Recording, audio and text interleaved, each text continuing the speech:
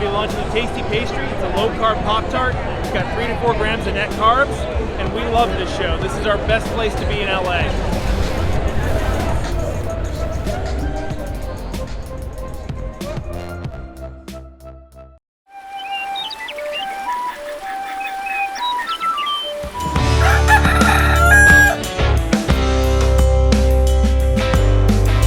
Welcome back to Legendary Foods Muscle in the Morning. I'm Dave Palumbo, and today is Monday, August 8th, 2022. And let's find out what's going on in the world of bodybuilding and fitness. You know how people say the fastest way for you to elevate yourself is to elevate your surroundings and the people you surround yourself with. Because every once in a while, a little change of scenery can be the perfect kick in the butt to get you moving back in the right direction, which is exactly what we saw from Brett Wilkinson last week when he made the trek out to the Dragon's Lair last week to train with Flex Lewis and Charles Griffin.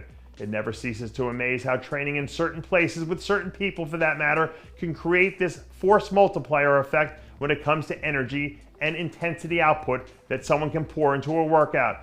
And the fact that Charles has basically been at DEFCON 5 with his focus all season long might even take that a step further.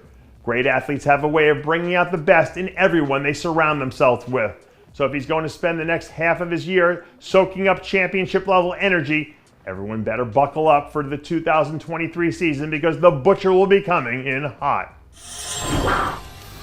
If you're under 35 and you're watching this right now, then you probably won't remember the old E.F. Hutton commercial that used to be on TV.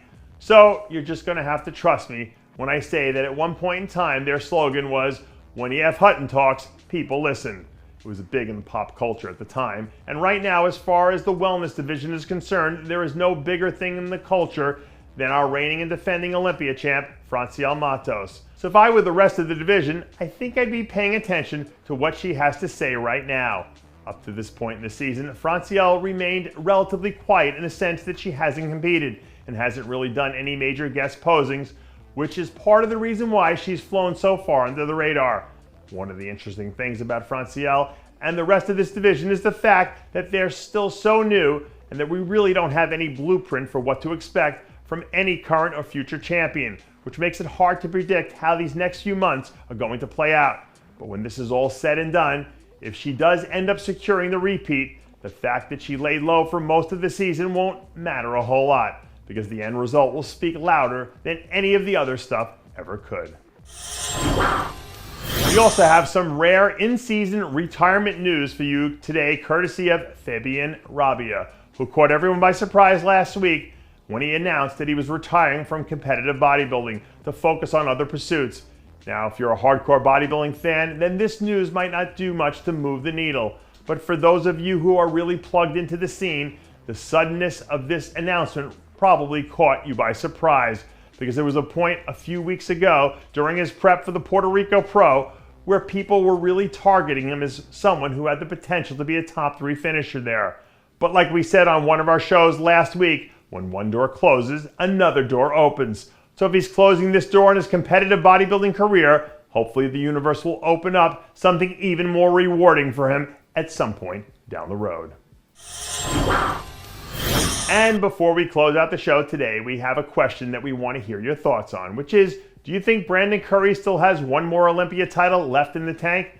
The reason we're asking is because during a recent interview, Blessing Awadibu went on the record to say that he believes Brandon is better now than he's ever been, and that he thinks that we're going to see Brandon win at least one more title while he's still at the peak of his powers.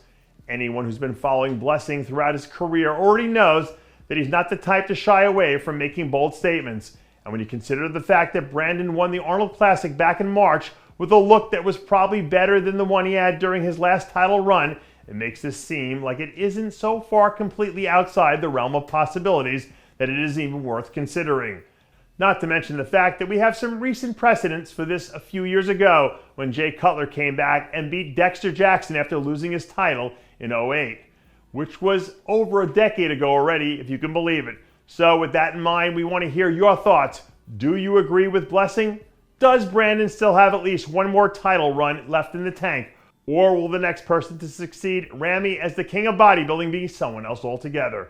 Drop us a line in the comments below. And that does it for yet another edition of Muscle in the Morning. I'm Dave Palumbo, reminding you to always be true to your passions and make sure to follow us on Facebook, Twitter, and Instagram.